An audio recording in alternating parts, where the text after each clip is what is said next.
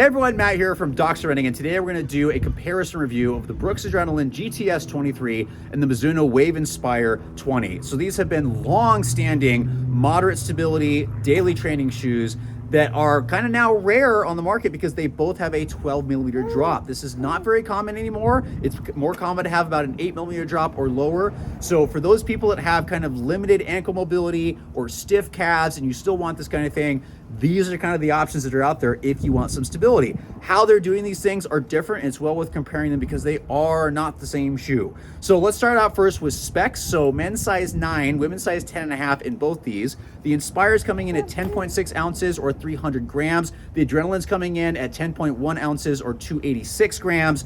The stack heights are just a little bit different. So the Inspire comes in at 37.5, 25.5 for the heel and forefoot for a 12 millimeter drop, and just like over here, the Adrenaline comes in at 36 millimeters in the heel, 24 in the forefoot for also a 12 millimeter drop. Both of them are awesome shoes. The durability's been fairly good, not too much of an issue. I've got at least, I think about 40 miles on this pair and about 45 on this pair. They've both done really well. They're consistent shoes that are great for daily training. The really big difference is there is a weight difference here. The lighter Adrenaline does feel like it has a little bit more versatility in doing just a little bit faster stuff, and part of that's also that the midsole material, the DNA Loft version 2, to me feels just a tiny bit further than the Inspire, which the Mizuno Wave Energy makes this shoe feel a tiny bit lighter than it actually is, but it still works best in my mind only for daily training or long run efforts. So the Adrenaline has a teeny bit more versatility based on that, but really they're both perfect for daily training efforts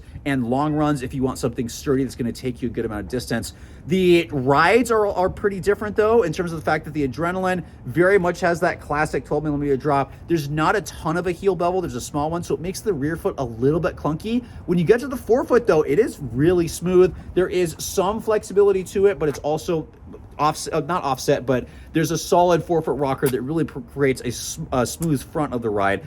The Inspire has kind of a smoother ride overall, little bit stiffer up front. There's a better heel bevel in the back. So this almost doesn't feel like a 12 millimeter drop shoe. It's like maybe feeling closer to 10, not that much different. But the heel bevel here is much smoother in the rear foot with an equally smooth forefoot. So again, ride-wise, a little bit clunky over in the Adrenaline, little bit smoother over in the heel, but fairly smooth forefoots that feel great, again, at the majority of easy and long run paces. They're not anything crazy to write home about on those.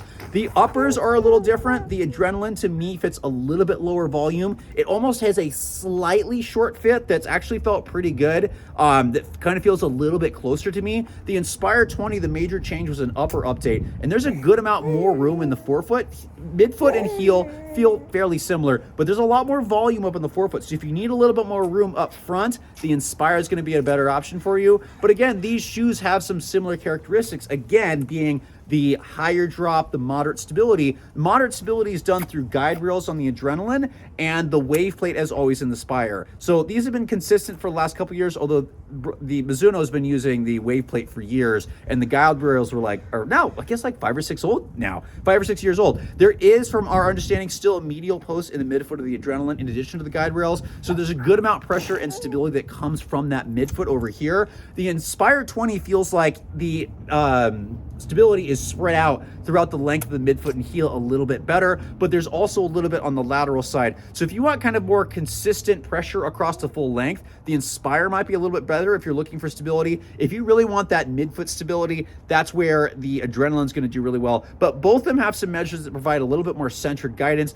The Adrenaline, I would say more so, just because of that guide rail that comes on the lateral side. So a little more centeredness is going to work better with the Adrenaline, but that medial stability, it's spread out a little bit more, the Inspire. Both good shoes, unique shoes at this point, and going to work for a special person, again, that has limited ankle mobility, stiff calves, and you're having trouble trying to get that mobility. These shoes might be a good option, especially if you also need some medial stability. So people with posterior tibialis issues or Achilles issues, while you rehab and recover, these might be good options. Or if you have a history of those things and you keep repeating it, these also might be really good options. Which one will work better for you? Hopefully this video can help you decide which one based on your preferences.